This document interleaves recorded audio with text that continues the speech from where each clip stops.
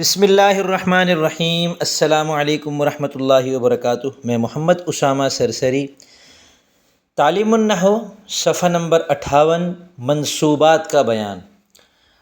اسم جو معمول ہوتا ہے اس کی تین قسمیں ہیں: مرفوعات، منصوبات اور مجرورات۔ مرفوعات 8 ہوتے ہیں، وہ ہم نے پڑھ لیے، اور اب منصوبات کی طرف بڑھ رہے ہیں۔ منصوبات 12 ہیں۔ ان 12 کے نام دیکھیں: مفعول مطلق، مفعول مطلق، مفعول به، مفعول فیہ، مفعول لہ، مفعول معہ، حال، تمییز، مستثنیٰ، افعال ناقصہ کی خبر، حروف مشبہ بالفعل کا اسم، ما ولا مشبہتین بلیس کی خبر، لائے نفی جنس کا اسم۔ اب آپ کہو گے یہ تو ان کے تو نام یاد کرنا مشکل ہوگا، تو پھر ان کو سمجھنا تو کتنا زیادہ مشکل ہوگا۔ تو ایسا کچھ نہیں ہے، نام یاد کرنے کی بات ہے تو وہ بھی آسان بتا دیتا ہوں اس کا طریقہ یاد کرنے کا، اور جب ایک ایک کر کے ان میں سے ہر ایک پر ہم ایک ایک سبق میں سمجھیں گے تو اس کی مشق بھی کریں گے انشاءاللہ، تو وہ بھی سمجھ میں آ جائے گا آسانی سے۔ نام یاد کرنے کا کیا طریقہ ہے کہ جو پہلے 5 ہیں نا، ان سب کے نام میں دیکھیں شروع میں مفعول لگا ہوا ہے۔ مفعول کی جمع ہے مفاعیل، اور 5 کو کہتے ہیں عربی میں خمس۔ تو آپ یوں کہیں مفاعیل خمسہ۔ منصوبات 12 ہیں، مفاعیل خمسہ 5 تو یہ ہو گئے، ٹھیک ہے نا۔ اب 12 میں سے 5 آپ نکالیں تو کتنے بچیں گے؟ 7 بچیں گے۔ 7 میں سے 3 کے نام آپ کو یاد کرنے ہیں: حال، تمیز اور مستثنیٰ۔ یہ 3 یاد کرنے ہیں بس۔ اب کتنے بچے؟ 4۔ ان 4 کو یاد کرنے کا وہی طریقہ ہے جو مرفوعات میں سے میں نے اگلے 4 کو یاد کرنے کا طریقہ بتایا تھا: 2 اسم اور 2 خبر۔ تو منصوبات 12 ہیں، 5 مفاعیل، حال، تمیز، مستثنیٰ، 2 اسم اور 2 خبر۔ یہ ہو گیا 12 مفاعیل کے، 12 منصوبات کے نام یاد کرنے کا طریقہ۔ اب اس میں سے ایک ایک کر کے ہم لے لیتے ہیں۔ آج کے سبق میں ہم سمجھتے ہیں مفعول مطلق کو۔ مفعول مطلق انتہائی آسان ہے اور اردو میں نہیں پایا جاتا، اس لیے اردو میں جب اس کا ترجمہ ہوتا ہے الگ سے تو اس کو بہت غور و فکر کر کے ترجمہ کرنا پڑتا ہے۔ عربی زبان میں جو افعال استعمال ہوتے ہیں، جیسے آپ نے گردانیں پڑھی ہیں: نصر، نصرا، نصرو، نصرت، نصرتا، نصرتن، اور ینصر، ینصرانی، ینصرون، تنصر، تنصرانی، ینصرنا، انصر، انصرا، انصرو، انصری، انصرا، انصرنا، لا تنصر، لا تنصرا، لا تنصرو، لا تنصری، لا تنصرا، لا تنصرنا۔ یہ جتنے بھی افعال آپ نے، جو گردانیں آپ نے پڑھی تھیں، ان میں سے ہر ایک کو کہتے ہیں فعل۔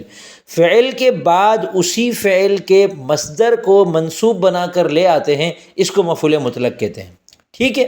مثلا نصر زید عمرا، زید نے عمر کی مدد کی۔ اس کے آگے آپ اسی سے نصر ینصر کا مصدر النصر، تو آگے آپ نے کہہ دیا نصرا، نصر زید عمرا نصرا۔ تو یہ نصرن جو ہے یہ مصدر ہے، منصوب ہے، اور یہ اپنے فعل کے بعد آ رہا ہے، اس کو مفعول مطلق کہتے ہیں۔ اس کا ترجمہ کیا ہوتا ہے؟ اس کا ترجمہ 3 طریقے سے ہوتا ہے۔ اس کا ترجمہ ایک تو ہوتا ہے خوب، یعنی اس تاکید کے لیے، نصر نصرن، اس نے خوب مدد کی، اس نے واقعتاً مدد کی، تو تاکید پیدا کرنے کے لیے آتا ہے۔ اور کبھی عدد بتانے کے لیے آتا ہے کہ اس نے نصر نصرتاً، اس نے ایک مرتبہ مدد کی، ضرب ضربتاً، اس نے ایک ضرب لگائی، ایک مرتبہ مارا۔ اور کبھی یہ نوعیت بتانے کے لیے آتا ہے کہ نصر نصر العالم، اس نے عالم کے مدد کرنے کی طرح مدد کی، جو نوعیت کسی عالم کے کسی کی مدد کرنے کی ہوتی ہے اسی نوعیت کے ساتھ اس نے مدد کی۔ تو یہ 3 طریقے سے اس کا ترجمہ ہوتا ہے۔ اب آپ کتاب دیکھیں تو آپ کو انشاءاللہ سمجھ میں آ جائے گا۔ مفعول مطلق وہ مصدر ہے جو اپنے عامل کے معنی میں ہو۔ جو فعل ہوتا ہے نا، اس سے پہلے وہ عمل کر رہا ہوتا ہے، فعل اپنے فاعل کو مرفوع کر رہا ہوتا ہے، اپنے مفعول به کو منصوب کر رہا ہوتا ہے، اور اپنے مفعول مطلق کو بھی منصوب کر رہا ہوتا ہے۔ تو مفعول مطلق ہم پڑھ رہے ہیں تو یہ اس کا عامل، جو اس سے پہلے فعل آ رہا ہے وہ اس کا عامل ہے۔ تو وہ مصدر ہے جو اپنے عامل کے معنی میں ہو، جیسے ضربت ضربن، میں نے مارا، مارنا۔ لفظی ترجمہ یوں ہوتا ہے میں نے مارا، مارنا۔ لیکن کبھی بھی آپ اردو میں کبھی یہ جملہ نہیں بولیں گے میں نے مارا، مارنا۔ تو ضربت ضربن کا یہ ترجمہ کرنا میں نے مارا، مارنا، یہ غلط ہے۔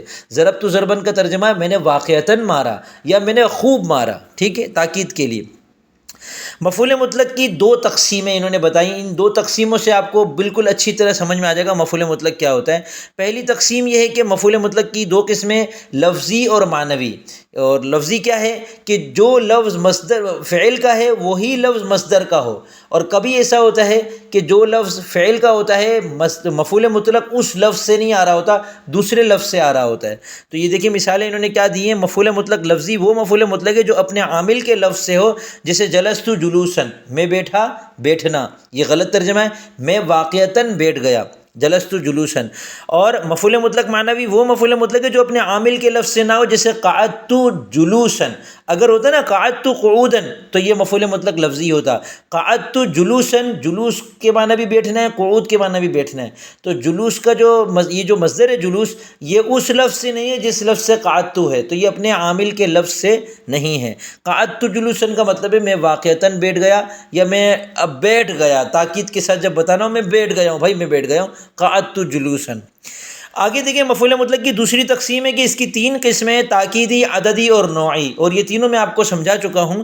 مفعول مطلق تاکیدی وہ مفعول مطلق ہے جو اپنے فعل کے معنی کی تاکید کرے، یعنی ان تین قسموں کو سمجھ لیں گے آپ تو آپ کو پتہ چل جائے گا مفعول مطلق کا ترجمہ کیسے کرتے ہیں۔ تو ان تین میں سے کسی طریقے سے ترجمہ کرتے ہیں۔ ایک تو تاکید ہو گیا، جیسے جلست جلوسن، میں واقعی بیٹھ گیا، میں واقعی بیٹھ گیا، ایک ہی بات ہے۔ مفعول مطلق عددی وہ مفعول مطلق ہے جو اپنے فعل کے عدد کو بیان کرے، جیسے جلست جلستاً، میں ایک بار بیٹھا۔ اور مفعول مطلق نوعی وہ مفعول مطلق ہے جو اپنے فعل کی نوعیت بیان کرے، جیسے جلست جلسۃ الاستاذ، میں استاد کی طرح بیٹھا، یعنی میں ایسے بیٹھا جیسے استاد بیٹھتا ہے۔ تو اس کا ایک ترجمہ یوں بھی کر سکتے ہیں کہ میں استاد کے بیٹھنے کی طرح بیٹھا۔ تو یوں ہم کہیں گے کہ بیٹھنا جو ہے یہ وہ جلستاً کا ترجمہ ہے، اور کی طرح جو ہے یہ اس کے منسوب کر کے مفعول مطلق جو ہے یہ اس کے مفعول مطلق ہونے کا ترجمہ یہ ہے کہ ہم ترجمے میں کی طرح کا لفظ لگا دیں گے، جلست جلسۃ الاستاذ، میں استاذ کے بیٹھنے کی طرح بیٹھا۔